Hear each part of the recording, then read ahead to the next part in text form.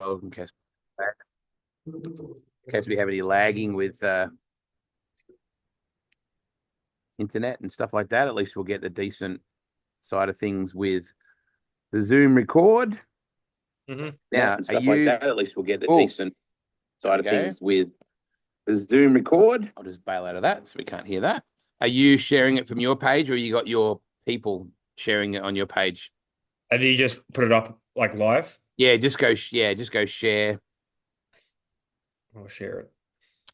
sharing it. And then we'll see. I wonder if anybody's tuning in from the bridge tonight. Oh, Deo, Justine, Day, Alquist. Boom, shakalaka. How about the hoodie? I still owe Nadine a moonshine hoodie in return, actually, for that. So if I'm being honest, I need to sort that out. I'm going back to Perth for the WASDA presentation night on the 24th of May. So I need to take one over for Nadine as the swap. Graham Ellis, hello to you as well. I'm assuming the audio is good. Let us know if it's not for any particular reason. And please press share, the blue button, just like Kato just did right then. Yeah, I just shared it. Now we're cooking. Look at those crisp lockdown threads, mate. Is that hat brand new? How many wears has the hat had?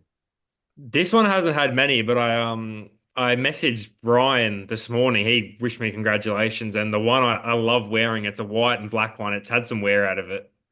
I think I wear it every day because I'm starting to go a bit thin on top. So it You gets blame worn. your old man for that? Yeah, didn't get the best jeans, did I? Well, technically you did, but I know where you're going with that. Is that a waterproof hat? Yeah, they're the waterproof ones. They're so nice. Like they just fit your head so good. You can just wash them and they come clean again. He's doing a really good job, not only with his hats, but all his streetwear. Like even when I used to work at the pub a few months ago, you'd see people up there wearing his shirts, wearing his hats, and you'd be like, "Oh, so who do you know in Speedway?" And he's like, "What are you talking about? Like they're not even in Speedway anymore." So it's just Yeah. so cool that he's bigger than racing now. He's more just a streetwear type of guy, which is so cool to see from him. And it's unmistakable. The brand is unmistakable. So if you're committed to the whole waterproof thing, are you gonna grab something for me and pour it on so we can see that the waterproof thing really works? Oh, I I could. have to love this. I've only got Jack Daniels and Jim Beam in front of me though. That would work. Come on, go and get a glass of water. It's his big, promotional focus that the hat is waterproof. Come on, you got to get something. All right, I'll see what I have here. Oh yeah, what has he got there? He's got race suits, got some tires, some new tires up there because the hot rod, of course, is still in Murray Bridge. Hello, everybody. What is it? Monday night. Monday night. Cool. Already. Super cool. So a good chance for me to catch up with Kato. Here we go. I'm excited about this. Ryan McNamara, this is what you call live proving of the product. Let me know that you're watching as well. If you can, drop me in and just drop me a little line there and say that you're watching. Find the comments here somewhere. I know that Dayo's watching. Graham Ellis is tuned in. I'm pretty sure that Alkies and everybody in the bridge are probably tuned in. Mum and Dad is. Oh, here we go. He's got the water bottle. Sweet. Yeah. Here we go. It's gonna go all over me. Do I do it in front of me? It's up to you. It depends how committed you are, mate. Oh.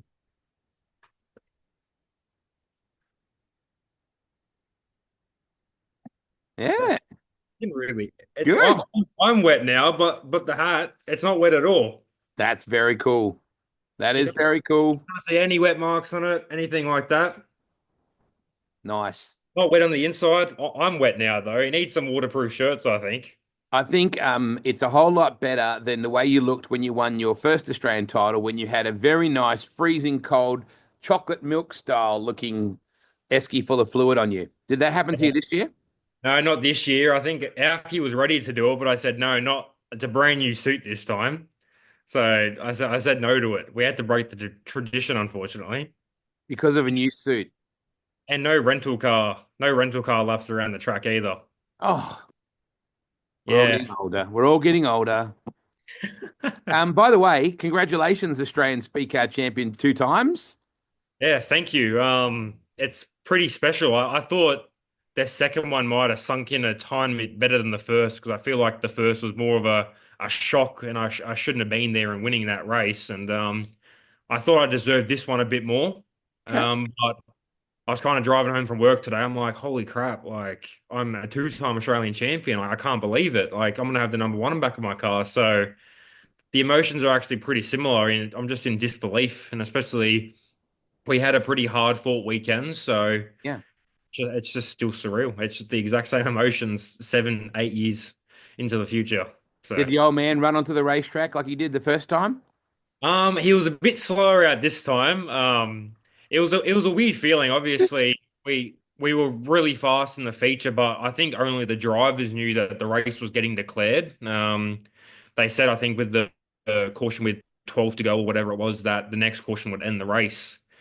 And once the yellow come out, I was kind of waiting, and I got so excited once he said it, I just pulled straight to the infield and into the scales, and I think everyone thought I was pulling out of the race. So I think that kind of brought the emotions down a tiny bit. But yeah, I remember wheeling over to the podium again, and Dad racing on over, and he was just as happy as the first one. It's just it's so cool to be able to share just the elation with Dad, Mum, sister, the Aquas, all our family. It's just such a prestigious race to win, and to get two now and just try and get these prestigious wins under my belt, and especially the foreshadowing of Dad never being able to win one, although he won every single race multiple times. It's just so cool to do it for him.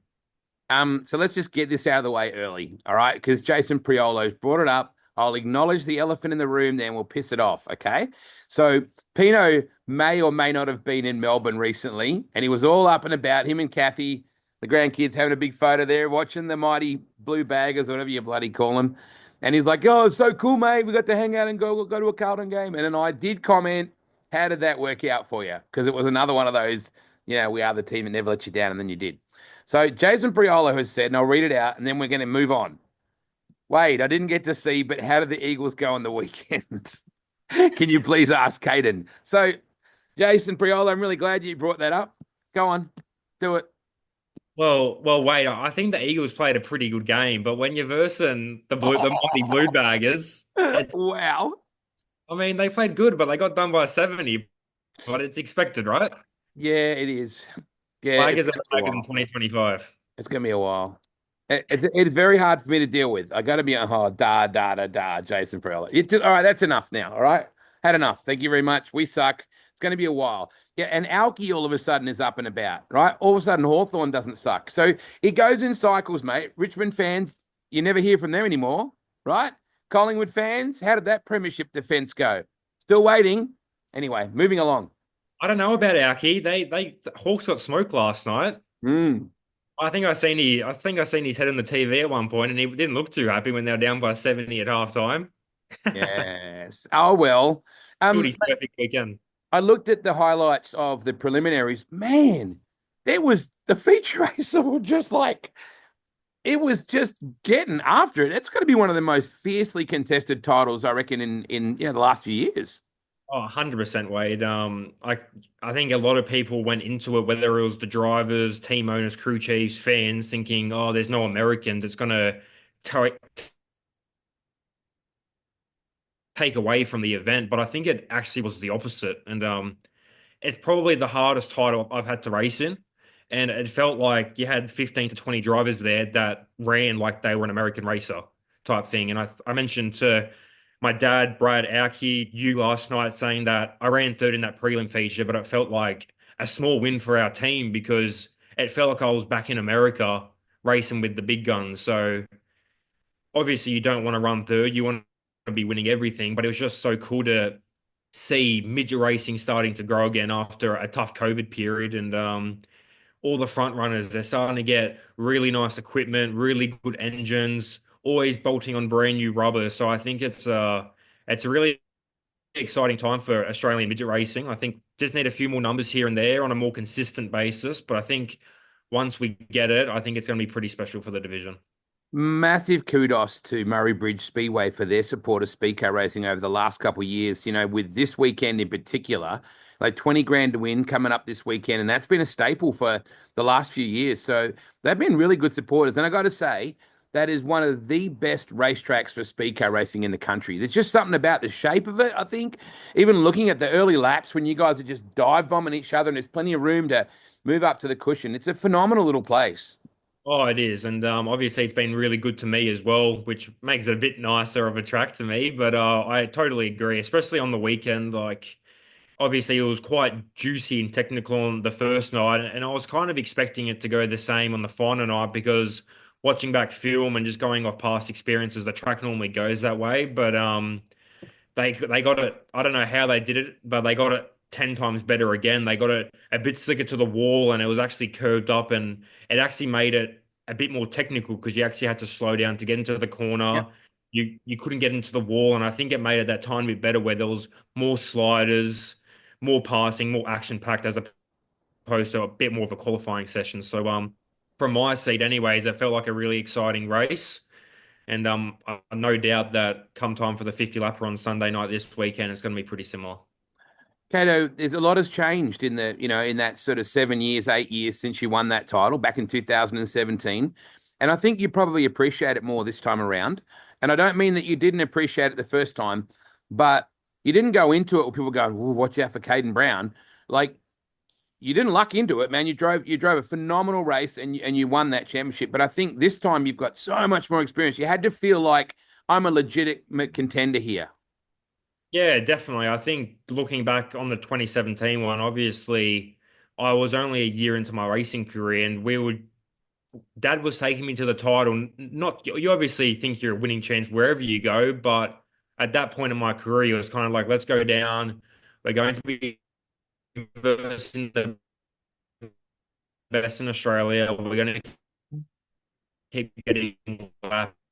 And that was the name of the game early on in my career. And that's why we were able to sell the first one. And as I said, it didn't seem real because I didn't understand the importance of it. I kind of just come in, won it in my second year and didn't understand that it's a one-off race that's so special. It's not like other divisions that you'd have like the F1 World Championship, for example. Like it's over the course of 30 races, but our national titles in Speedway are one race. You got to get it right in 40 laps to win that A1. And it took losing it the next year to Dane to realize, oh, I want to feel that again. And then ran second the year after, and then had some heartache in the years to come. And it Yeah, was kind yeah. of like, okay, this is a special race. You need to be good, but you also need to be lucky as well. So this year was definitely a bit different. I thought I was a legitimate contender. I think we've had put some really good runs on the board in the last year and new car, new package. So we were very confident in it. But yeah, as I said, you have to be good, you have to be lucky. And I think the whole weekend we weren't quite on that front foot. We started on the back foot and we were always searching, whether it was for car speed, me driving a bit better, or even in the heat races, whenever we're in the position where we start on the front row and just said, hey, we just got to go out, log some laps, finish first, finish second in this heat. It was always like, look, we need to make Yeah. up some position every heat. And like the first night, we were 15th on points, starting eighth in the prelim. And it was like, we have to go forward. And then the same thing on the final night, started 10th in the first heat, had to go forward. So we're always searching. And to Dad and Brad, I was always complaining about how I was feeling in the car. And it was just that's obviously there's skill behind it in Brad and Dad and Alki to be able to give me the most perfect car when it mattered. But then there obviously is a tiny bit of luck in it that the track fell in our hands. And when it mattered, the car was perfect. It was easy to drive and it showed. Can you just from from people that will never get to drive an elite speed car, how do you work your shock? That looked bad, but you know what I mean. How do you work your shock adjustments? Is it a definitive click when you feel it on there? Like how do you and then do you immediately know if I turn it to the right, it suddenly plants, or how does that whole thing work? And explain to people that don't know that speed cars are very unique in that form of open wheel competition where you have, you can adjust your shocks. Yeah, it is definitely a niche thing that Speedway offers, and I think it is a super cool advantage that you can have if you take the time to learn not necessarily the shock numbers and stuff like that, but just understand that if you turn one of the knobs this way, it's going to make the car react that way. And I feel like I've got a really good feel in the car that I know if I turn the left front shock to the left, it's going to release it and it's going to put more weight on the right rear. Or if I tie down the right rear, it's going to give me more right rear sit. Little things like that. And luckily, I didn't actually have to use them at all in the feature. Like the car was getting better, slicking off that much throughout the feature either. So really have to, yeah. So we definitely I had to use them quite a bit throughout the heat races to try and get a bit nicer. And the tricky thing is it's not just turning one click. It's normally with your fronts and your left rear, you have to take a handful of it to feel a meaningful effect. But then you go to the right rear and it gets to a point in the numbers where one click actually makes a difference. So you really have to be switched on with what you're doing because it can dial you out. It can lose you a race, but it can also win you a race. So it's just another art to the sport. It's not just driving, but there's things you can do in the car to make the car better as well. I apologize for a little bit of instability on the internet signal a bit at the moment as well. So I apologize for that. I am recording this as well through our Zoom, so we'll put that up a bit later on. Cool to see a few comments coming through. Dwayne Nielsen, natural born talent. Nice call from the big man. Alistair McKean, go Tigers. He's got a good memory. John Seymour, great man from Western Australia. Keep up the great work. Andrew Maguire. Harley Smee, keep that fella away from the mangoes. I don't think I do. I even want to. I'm pretty sure I don't even want to ask. Katie Mills. Now this is interesting. Did anyone realize Kaiden qualified with how many points? Oh, let me guess. 97? Yeah. 97? Yeah. Oh, there you go. I didn't know that. Thank you for that, Katie. Scott Anderson saying a 90-year-old race. Travis White. That's why I call him Big something. It's what you put on your inside your shoes. I'm just going to leave it at that. It's a pleasure to have him in our car and call him a great mate. Shannon King tuned in as well. What an amazing family the Kings are when you look at the Dominator race engines. I love that Sydney culture. Kato, you're blessed to have Western Australia and New South Wales and Victoria in your DNA in a lot of ways.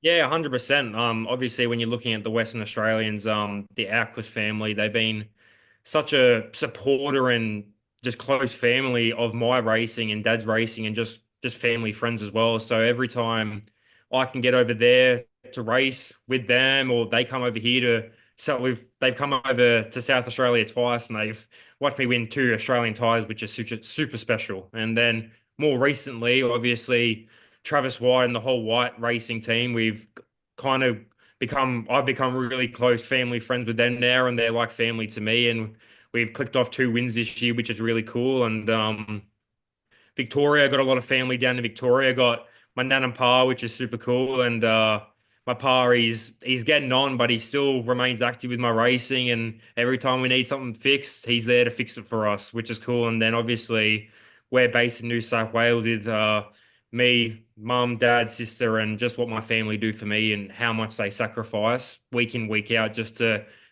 see the joy that I get from racing and being able to race up the top end. It's just so special to be able to repay them with these special wins like this. We need to do a recreate of the photo shoot we did. Wasn't it at your school? I'm pretty sure like your uncle was like the school teacher. Was at your school. We put you in the Blues jumper and had you mark a few balls off the number one. Yeah, that was I think that was before. No, that wasn't with the one. That was before Right. I started racing. But then I think we went out to Sam Walsh's house to Correct. do the number one. But it's funny you say that because like the last couple of weeks, last couple of days, I've been reminiscing on all the Yeah. old pictures and stuff like that, and it's crazy to see how many of the camera angles are identical, and just seeing how much our cast changed, how much I've changed, how much Mackenzie, Dad, Mum, the Ackies have all Yeah. changed, and it's just so cool. And just inside, I got home from work, looked at my old ring that I got Oh for winning yeah. the title. They're identical rings, just that one's old and dirty now because I don't look after it, and this one's nice and shiny again. So it's just really cool to obviously savor this moment, but also reminisce on something that happened 8 years ago.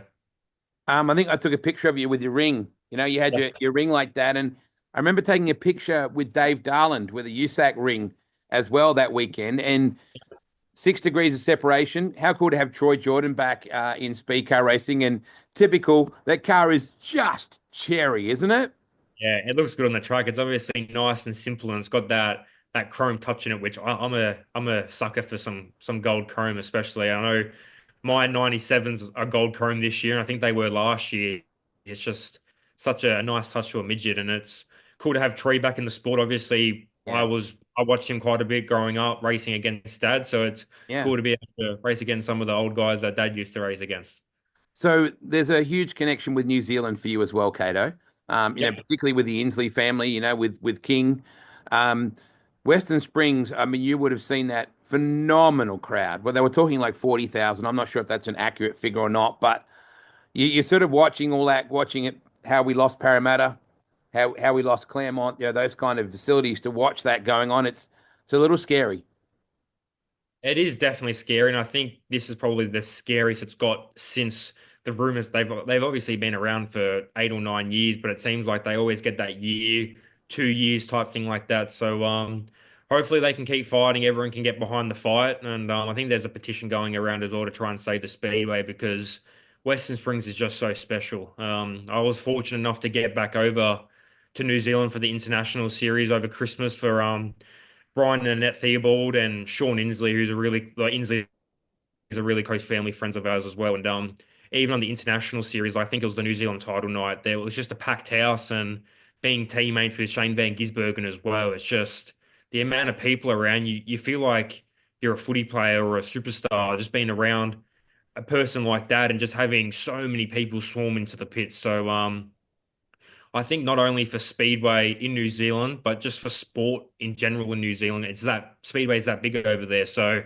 if they lose the mecca of New Zealand Speedway, I think it's going to be a pretty dark day. I think everybody in Perth appreciated that the Claremont Speedway wasn't necessarily a phenomenal track. It was the facility. It was that beautiful, the old showgrounds with the big lights and the fairy lights around the place and the big Coke can and the chair lifts. And so it had that vibe. And I think if anyone's honest with themselves, they say that the Perth Motorplex is a phenomenal purpose-built speedway facility, which is what Claremont never was.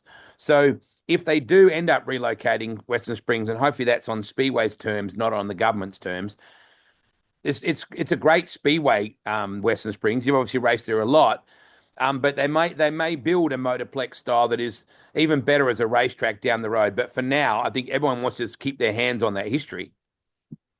Oh, 100%. Obviously, the optimism would be to either keep the Springs or build a brand new facility, but I don't want to get too political, but it sounds like they want to try and renovate Waikaraka Park, which is a smaller track, but it's got its potential, but at the same time, it's no Western Springs. And I think just Western Springs, the track race is great, there's great atmosphere, and the facility is good. It's really nice. Like it's got seating all the way around.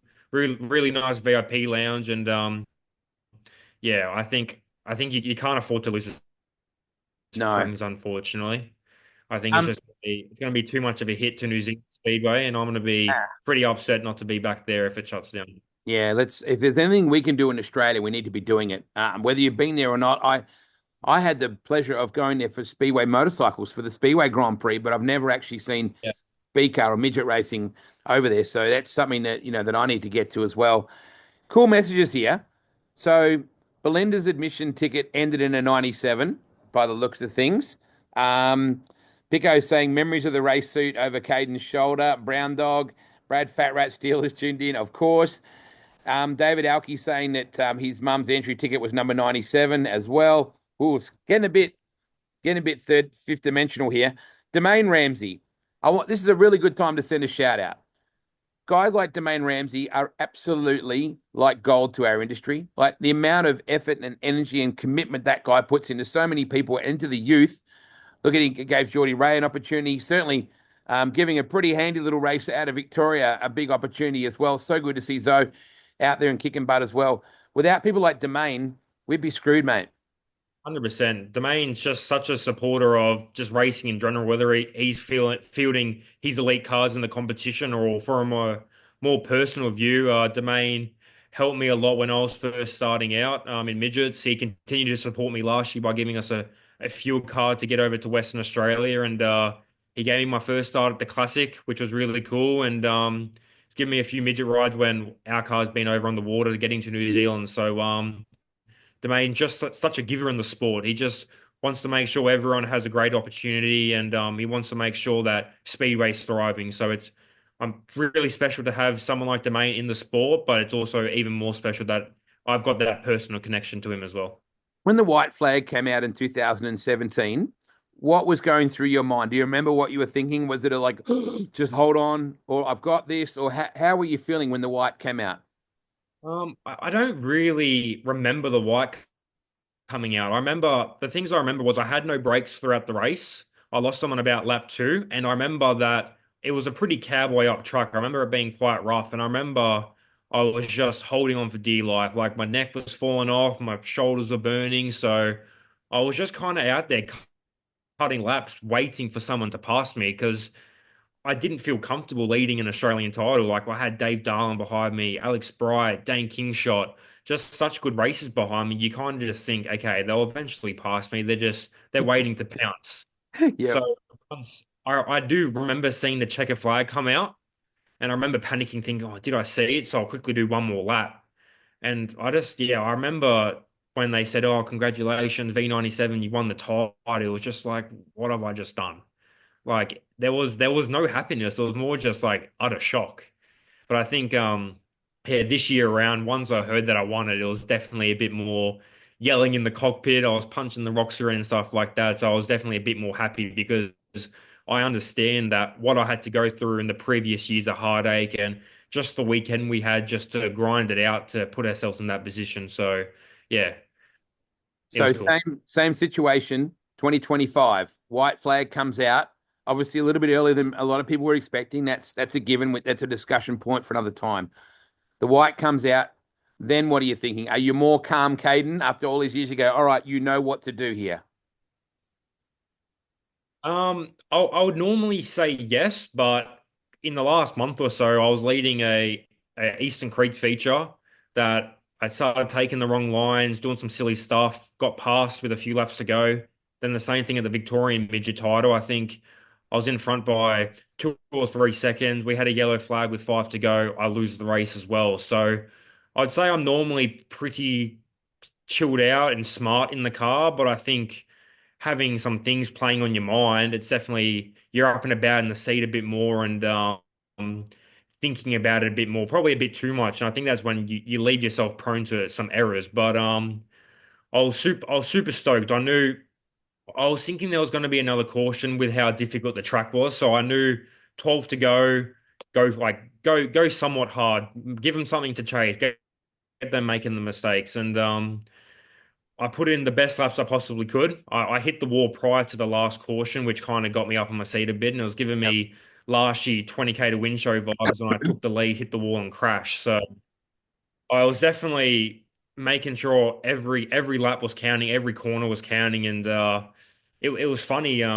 Like obviously I was happy after the race meeting, but didn't drink at all. Like I was just mentally exhausted because the whole weekend I was kind of like my motto was make every lap count. No matter what the car's like, just maximize your what you can do in the car. So I think normally I'm pretty chilled out and lackadays in the car, and I think Dad or Brad watching right now, they would know that on yellow flags I don't buzz my tire up enough and it goes flat and I get tight and lose position. But I feel like all the little one percenters that Yeah. make you a champion or make you races, I really stayed on top of them, and yeah, it definitely tired me out, but it was all worth it.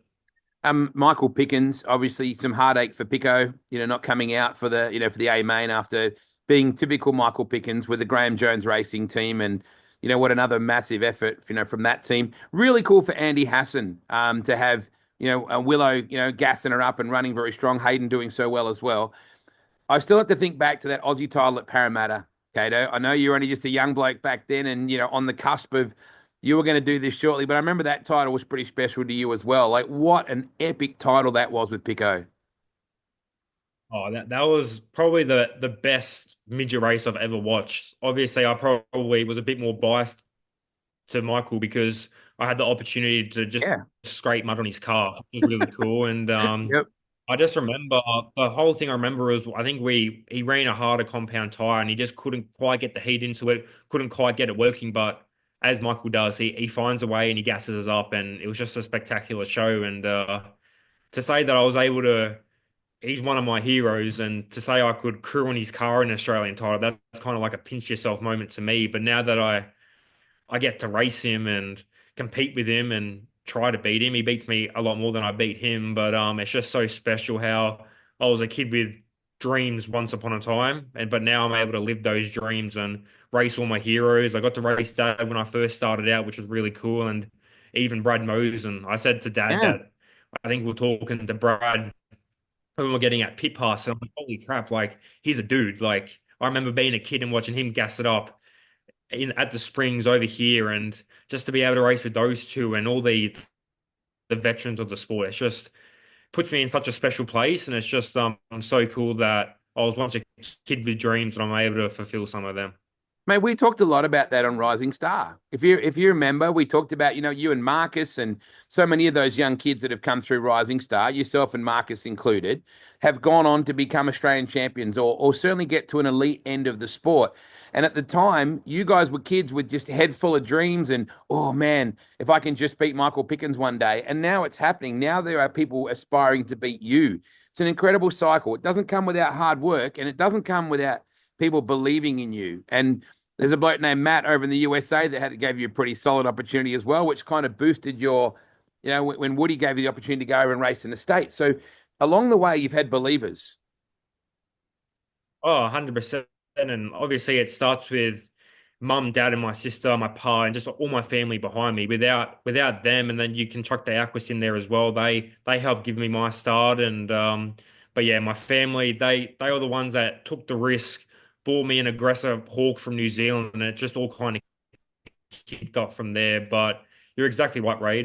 Whether it's all the sponsors I've had over the years or being able to go to Western Australia, Victoria, go to New Zealand, go to America to race cars for a living and as a pretty cool hobby. It's just it's so special that people have thought of me to race their cars. I obviously growing up, you'd be happy just to sit in one and wheel it through the pits, but to be able to say that I've had some pretty cool car owners like Matt Ward or Keith Coons, and in more recent times you've got like Christopher Bell that he's given me a shot to go over there and race his micro for quite a bit of time, which is really cool. And yeah, hopefully it's not the end. Hopefully I can keep getting over to America, over to New Zealand, keep racing my shiny V97 back home, because every time I get in the car, I make sure I make it count, because I don't like to take it for granted, because I was once upon a time a kid that wanted to be in that position. Now I'm lucky that I am. Well, you just said a few things really quickly then. Firstly, a two-time Australian Speedcar Champion. You just mentioned three different car owners there. You just mentioned Matt Wood, Keith Coons, and Christopher Bell. If I'd said that to you back in 2015, Cato, you probably would have said to me, yeah, cool, good idea. And now it's a reality. Yeah, exactly right.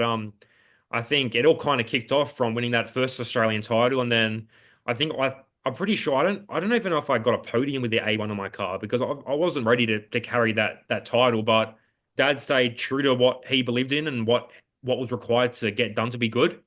And yeah, it all kicked off with Matt Wood and Stu McCarthy kind of floated my name out there, and I'll never Yeah, forget yeah, getting a text message one day saying, "Hey, is this Kaidon Brown? Give me a call." And then it wasn't until I got over there and realized how big of an opportunity it was. And I think I didn't probably perform to the expectation of the car, because I was quite new to the sport yeah. still. But even this year at the Chili Bowl, watching, I think was it three or four of the Matt Wood cars out of five lock into the big dance, and they only come out once a year. So I've had a few people say, "Oh, are they the cars that you ran?" So just to be attached to kind of that success, I'm not a part of the success, but to race for a team that's been so successful, and then that stemmed off to Keith Coons and being able to run to them, and then being able to run for Christopher Bell. So I've definitely been super lucky in being able to not only go over to America to race, but for three of the biggest names in the sport as well. So it's just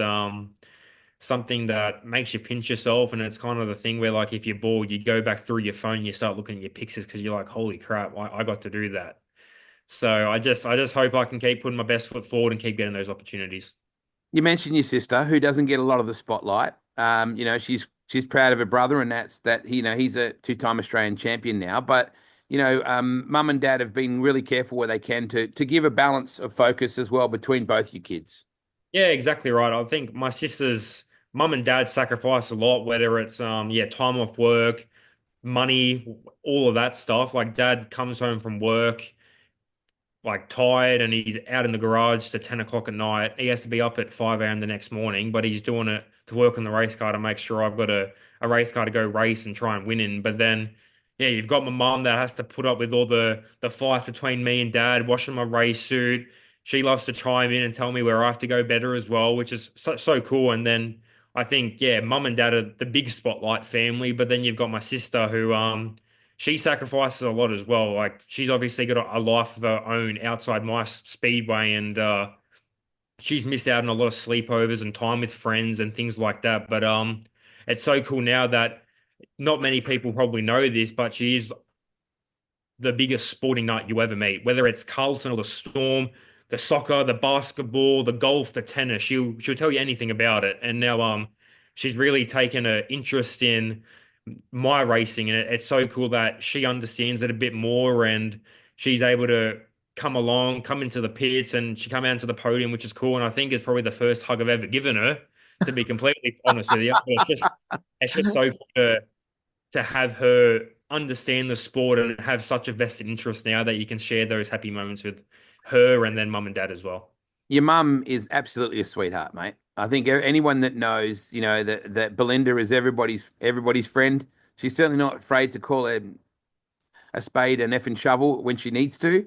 But she's absolutely one of the most genuine people I know, and I can't even imagine how proud she is of this for you as well. Oh, yeah, 100% way. Like my mum, she's the best mum going around, and she just finds that right balance. She kind of knows when I'm down in the dumps and need that encouragement or need those words to try and pick me back up. But then it's funny, like you have a bad race or something like that, and she'll be like, "What was that? Like, what'd you do that for?" So it's really cool that she has that line where Yeah. she can kind of, I'm not going to say get into me, but she can keep me aware of my wrongdoings on the track, or whether it's even in the pits. Like if I'm not spending enough time, if there's little kids around, like interacting with the younger generation, or if I said something wrong in my interviews. So it's really cool that she's able to be really critical of me to improve me. But when I need the get me up and a bit of happiness, she's the first person there to make me happy again. So it's just really special that I've got her as a mom, dad as a dad, and my sister as a sister. So this won't surprise you about your dad at all. Alki wanted to surprise you and sort of jump on here and with dad and mum and be part of the Facebook Live experience. And we had it all teed up. Alki was going to get it all sorted. And at the last minute, your dad said, no, it's about Kato. It's not about me. It's about Kato. And that doesn't surprise me at all about your old man, because he's a rough diamond. He's a builder. Loves getting his hands dirty. He'll put his shoulder to the grindstone, even though that shoulder I still forget and grab him on the shoulder.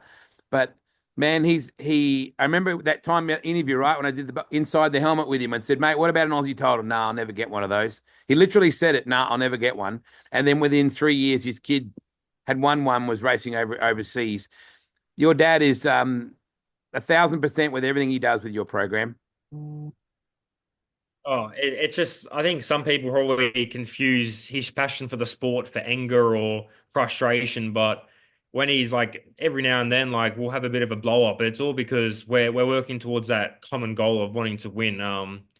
We put too much time and effort and money into the sport to not go out there and try and win the race. So, and as you said, he puts 1,000% into everything, whether it was waking up at 8 a.m. like the Sunday after, like yesterday. We win an Australian title. He had a great time, but he was up at 8 a.m. to start washing the car again. He had an hour's sleep. It just sums up the type of person he is. But it's just it's so cool to have him as a mentor for me, whether it's just improving me as a person or trying to improve my race car driving. And yeah, I think the biggest thing that stuck with me about Dad was like him saying that he'd want to see me win one title or one race, and he'd sacrifice 30 years of accomplishments, and didn't really understand what that meant, because I'm kind of in the midst of my career where I'm grumpy as if I'm not winning races. And Yep. even over the weekend, like we didn't win a heat race, and I'm just kind of ton of like tunnel vision on getting it done. So,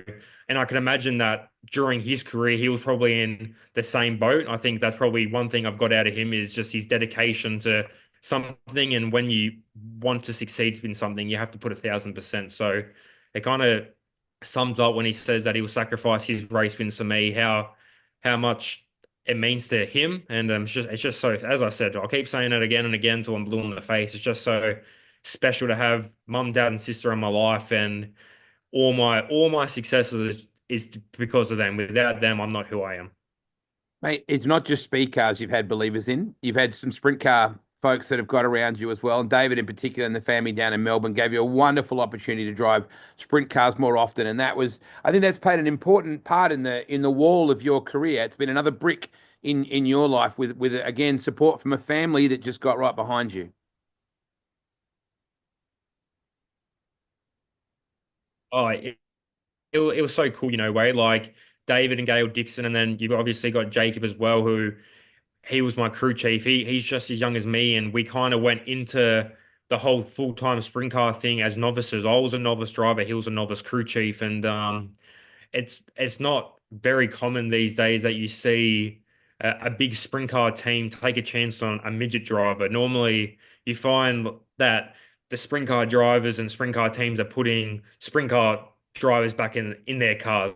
Like you're seeing Callum Williamson go drive for Ryan Newton over in Yeah. Queensland on the weekend, things like that. So for them to kind of look outside the common ballpark and shoot for something a bit different and give me the chance that I probably never would have gotten in the first place. It was super special, and we had a really good, I'd say 2.5 years. We did a bit of 360 racing at the start, Yeah. and then we transitioned into the 410 stuff, and late in our kind of time together, we were obviously running second or third in the Classic B main with three to go, and I screwed it up, hit the wall in DNF. But to think not only me as a midget driver who's done little to no sprint car racing, but then for Jacob, who hasn't had much experience in setting up a car, for us to say that if I don't screw up, we make the biggest sprint car show in Australia is something that's pretty cool. And obviously, David and Gail decided that their time in the sport was no more and that there was more to life outside of racing, which is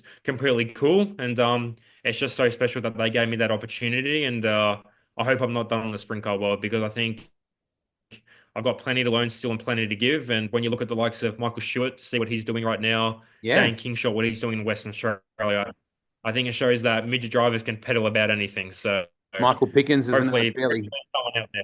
Yeah, yeah. exactly right. Pickens as well. He's doing a great job. So hopefully, for anyone watching that wants to give a midget driver a chance that's got some wing experience now, I'd love to get back in one day and try and be successful. Does speed car racing help the sprint car or the sprint car help the speed car, or how does it work with your driving technique? What did you learn? Is there anything that crosses over? No, not really, unfortunately. I don't know if like someone like Slim or Dane or Michael have any differing opinions, but I really struggled with trying to adapt to the two. I feel like you got to be a lot more committed in the sprint car on the throttle, otherwise you get really tired and you're in the wall. And then you obviously got the wing that really plants you on the left rear, and you have minimal steering involvement, and you need a lot of brakes to keep the car loaded up. But I feel like the midget's a bit more of a more natural car to drive. You can get out of the gas and it won't respond too different. You get a bit more sideways, they're a bit more lively, and I think the biggest thing I had to try and learn was we did quite a bit of double duty stuff at Sydney Yep. International back in the day, and I didn't run good at all. Normally, I was always crashing or doing the wrong lines when I was trying to adapt to the two, which I think it shows how hard it is. So, yeah, it was definitely something I had to get my head around in the sprint car that I wasn't in the midget and had to drive it a bit different. But yeah, as I said before, I hope I can get back into the sprint car because I think what I learned in a short amount of time really showed that I could do it and hopefully one day compete at that top tier level in a sprint car. Michael Figlamini was a phenomenal talent in speed cars and sprint cars. And also a guy called Graham Jones. Now, It's not well documented for people outside WA, but Graham actually super subbed in for Gavin Migro when Gavin had a cherry drive with the Walurski brothers out of Collie in WA, and Jonesy took the thing straight to the front, straight out of the speed car into the sprint car and gone. And I think maybe transitioning from the speed car to the sprint car is maybe a little easier than doing it the other way around. If you were going to start in one and go to the other, Kato, which would be the easier way to do it, do you think?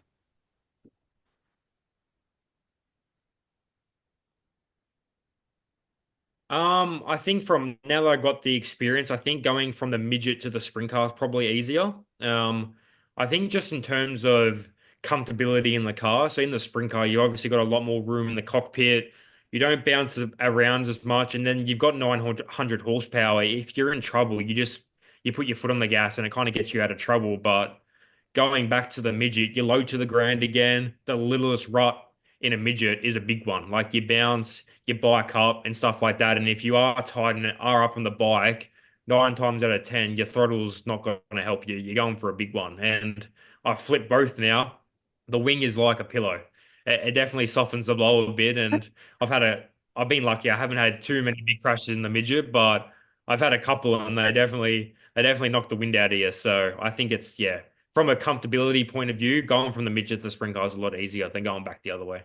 Kato, there's some good things happening in Australian speed car racing. The Esslinger series over in WA is very strong. Massive kudos to the Mills family and to Lee Redmond and those guys that run the Pro Speed Car Week, which I know you were very fond of. If it didn't clash with your commitments in New Zealand, the Pro Speed Car Week has been going from strength to strength as well. So it's good to see that people are still driving speed car racing forward. And Zoe Pierce is doing a great job, mate. I see every time I check my socials, Zoe's racing somewhere else in something else. I think you just got to put yourself out there, don't you? 100%. Like the thing I probably don't think of enough is the worst thing someone can say is no. If you don't ask, it's a no. If you ask and they shut you down, it's a no. So you never know. If you ask, they could be feeling the right way. They could have a change of heart and they can say yes, and it can really change the directory in your career. So yeah, Zoe, she's doing a great job. She's obviously small in stature, and for her to not only get into a midget and hold on, but on the weekend, like she was banging off the wall and doing all sorts of crazy stuff that I barely can do. So to see her do such a good job, and even she had quite a big crash on the weekend, for her to get out, dust herself off, and after the race meeting, we're all back in like the caravan park, and she was chirpy and happy, and she had bruises all over her knee. She was pretty banged up, but no doubt she will be. I think she's going to New Zealand this weekend, so which is really cool for her. She got a great opportunity over there, so no doubt she'll dust herself off, get back in the car, and gas it back up again. But I think she's probably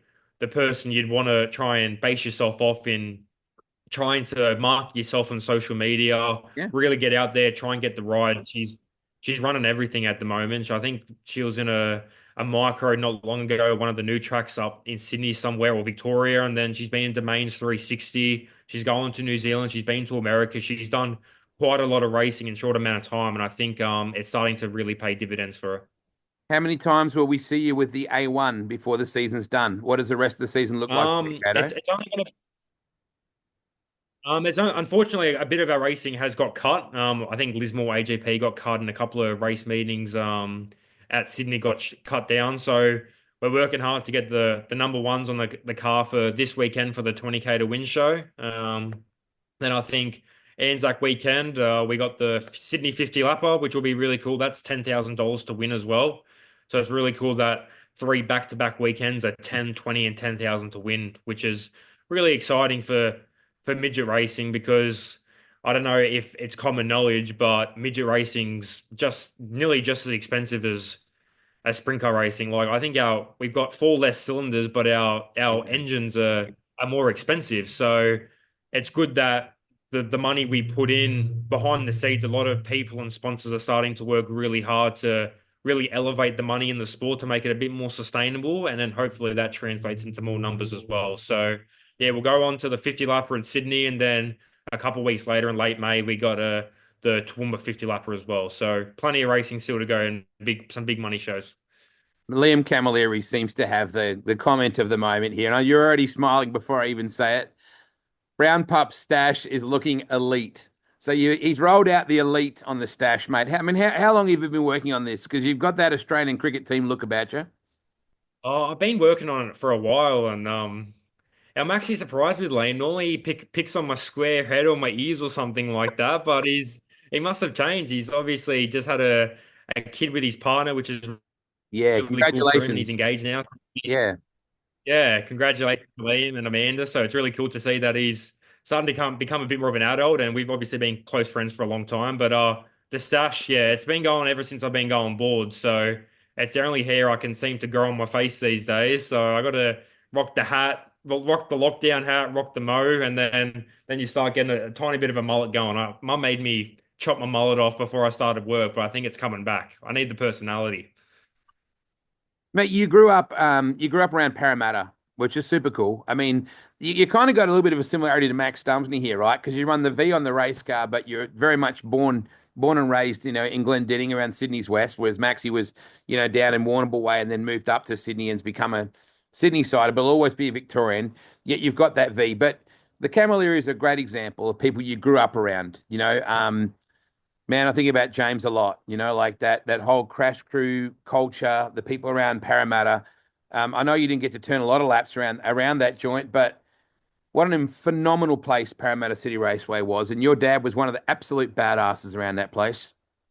Yeah, it was definitely something special to grow up around. I think when a lot of kids talk about their childhoods, they'll kind of mention certain places, and mine was Parramatta. So I know, like for me, and like I've got obviously my two best mates, Kobe and Declan, they work on my race car as well, and their dad's the crew chief. So growing up with them around the track and watching dad race so many laps, and I think the core memory I had there would be him winning that 50 lapper when him and Clarkey were side by side, Yeah. seeing him with dad and just got so many memories, and then being able to translate that into being able to race there myself, and then win a couple of races, win the New South Wales title when all the Kiwis were over. It was just such a special place to me, my family, and just I think just everyone Australia wide. And I think when you mentioned how sad it was when Claremont shut down, I think everyone kind of experienced the Yeah. same feeling when Parramatta shut down. And but I guess now we've got to try and look to the future, and hopefully we can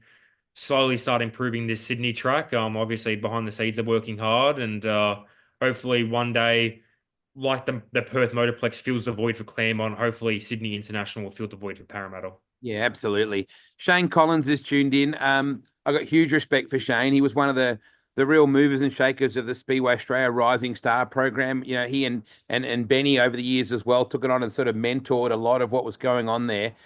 Mate, you do such a great job, Caden. I'm so proud of the way you speak. When we talked about this, when you guys were just kids and we talked to the AIS about give yourself the best chance, present yourself this way, speak with passion, be respectful. You're very, very good at that stuff, mate, and you always have been. And you're a very worthy Australian champ. I'm so proud of what you and your family have contributed to our sport. I hope you get to enjoy the big, shiny, gold-plated number one for the next few weeks at least before the season wraps up. And good on you, mate. You're doing a hell of a job. Thank you. I really appreciate that, Wade. And yeah, I think it took to the Rising Star program to kind of realize that it's more than just Yeah. racing a car. Like you obviously have a lot of family and friends and people that put a lot of time and money into my racing in the sport. But then from a more personal level, I've got a lot of good sponsors behind me. Obviously, noticeably Brett Thomas and TFH. And ever since I started racing, I think my car is known to be the yellow TFH car, and I think it's really cool that that partnership's kind of formed, and been able to make a legacy that I think in 30 years' time, when I'm no longer racing, people remember me as the car that was the yellow and red V97 car, which is really cool. And got a lot of other sponsors that I really appreciate them coming on. And without all the sponsors behind us, you got to look after them because they look after you. And without them, you're not racing. It's as simple as that. So a lot of people behind the scenes that really make all the cogs click into gear. So got to make sure that they're appreciated, and got to make sure that they're involved, because without them, not many people are racing in Speedway. I was up with Brett Thomas last year and Josh and Diesel and the whole family up there, the TFH fam, and they got Todd Hazelwood, who's a great ambassador for them, a Bathurst winner. You got Brody Kostecki, a supercar champion. They've got these is elite guys in other genres that they support. They've got a huge racing program of their own, but they regard you as one of those guys. And I know Brett must have been stoked for you when you got that second Aussie title because, man, that family puts so much into motor racing.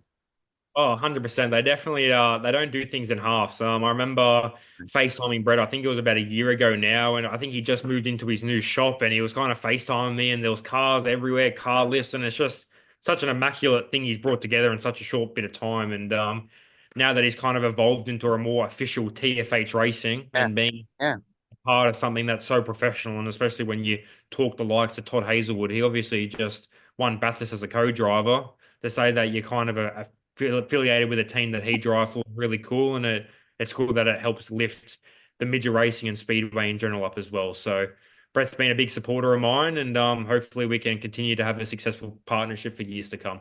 Now, I know Michael Pickens is racing at Avalon on Friday night with the V88 Matt and Renee Eastham team, and then he's coming for you, Cato. I don't think he wants to let you get two in a row. So I have a funny feeling that Pickens is coming after you on the weekend, and so will be the Jones team and everybody else. It's going to be epic, the Big 50 coming up at Murray Bridge Speedway. Always good to chat with you, mate. Good luck. Congratulations on that second A1, and make sure you look after that gorgeous-looking hat you're on, okay? 100%. Got to look pretty for all the family and all the sponsors, and yeah, and like I just want to rehouse like all my sponsors, where it's TFH or Brennan Sam from Fine Line Trailers, Kelvin and Sue from Custom Stainless Interiors, Ronda Lee Metal Fabrications, King Shazley, Carbon Concepts. I'm just going to list them all. Fastmaster, Heater Design Studio,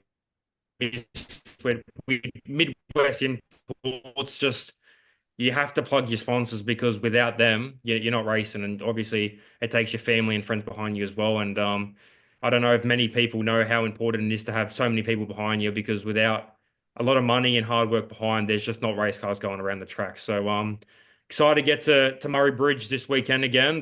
Time to try and dust the celebrations off and really try and lock in again because this one's paying double the price. So hopefully we can get another 20K win show under our belt and it'll be sweet going into the off season, that's for sure. No Collingwood defense of the premiership year, mate. That's then you'll be fine, mate. Because I don't know if you're Collingwood fans out there, how good was that premiership defense, eh? Yeah, I mean, I've got a couple of mates that are Collingwood supporters, and they're not good blokes, unfortunately. I think, Poor yeah, life choices, mate. oh, it is poor life choices, and yeah, I don't know how people can be Collingwood supporters, to be honest. I don't know how anyone can be anyone other than the Blues. Like the Hang on a Blues minute. Hang on a minute. You were going okay till you said that. Now, Mitch Broom is tuned in. Now, Broomy is diehard Collingwood, like his old man, and they're a bit special. And unfortunately, I'm rolling the wonder lost Liam's hat for his social media, and he's a Collingwood fan. Can't do much about that. Anyway, good luck on the weekend, mate. Happy Anzac Day to everybody when we get into that coming up in a couple of weeks' time as well. Be safe over the Easter break. It's going to be an amazing Australian modified sedan title at Mildura. I cannot wait for that. 80 cars. Wingless title had 108 cars at Mildura.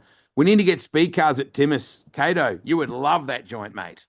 Oh yeah, I've seen it quite a bit, and I think they ran the wingless title there, right? And even for a wingless, obviously they have a bit less horsepower, but it raced so good. So Yeah, I'd love to see midgets get there, and even to the new Thomas Speedway as well. That'd be super cool to get midgets there because I think yeah. these are two of the tracks where midget racing is gonna really lift the profile of midget racing, as Murray Bridge did on the weekend with how good the track was. So it'd be cool to get to a couple of those tracks, and yeah.